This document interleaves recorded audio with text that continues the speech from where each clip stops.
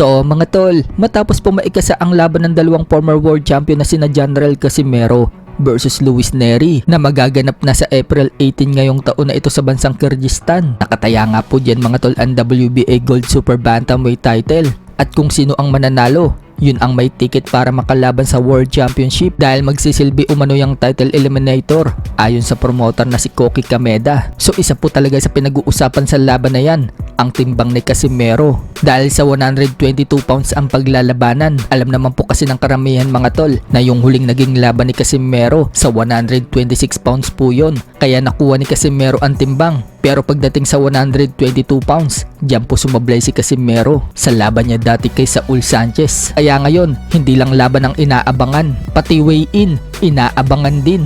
Marami nga din po ang excited sa weigh-in kung makukuha ba ni Casimero ang timbang o hindi. Napakarami po kasing concern sa timbang ni Casimero. Maging nga po ang mga top trainer dito sa Pinas concern din sa timbang ni Casimero. Katulad nila Coach Michael Domingo, Edito Villamor at Brix Flores. Pero kahit na concern sila sa timbang ni Casimero, ang prediksyon naman nila, mananalo si Casimero dito kay Luis Nery. Unahin na po natin itong si Coach Michael Domingo. Yan po yung kasalukuyang coach ni WBC Minimum World Champion Melvin Jerusalem. Ayon po kay Coach Domingo mga tol na makapanayam siya ng Daily Tribune Sports, hindi daw mananalo si Luis Nery kay Casimero, pero kailangan daw i-manage ni Casimero ang timbang. Yan daw ang unang challenge. Dagdag pa ni Coach Domingo mga tol, basta daw yung magkapatid na Casimero manatiling nakapokus sa training at mamonitor ang timbang, tiyak na makukuha daw ni Casimero ang 122 pounds limit. Habang sinabi naman po ni Coach Edito Villamor sa kaparehong panayam ng Daily Tribune Sports, kaya daw inakaut ni Casimero itong si Luis Nery.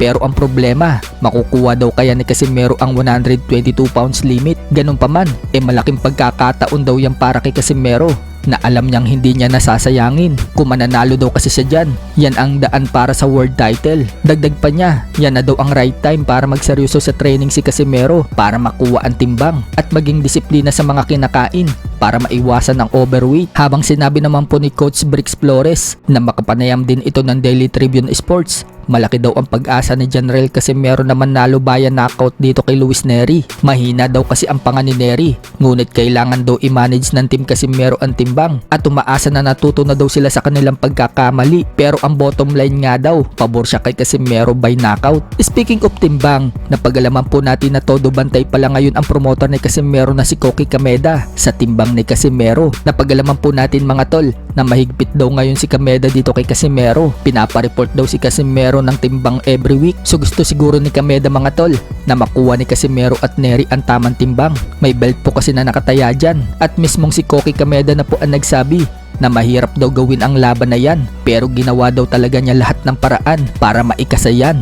So talagang tinrabaho po ni Kameda yan para may titulong paglalabanan, kaya ayaw siguro mga tol ni Kameda na mapahiya sa WBA. Samantala, sa post naman po ni Casimero kagabi, sinabi niya yung laban daw niya kay Nery, patayan daw talaga yan, magandang laban daw yan, kaya abangan daw natin.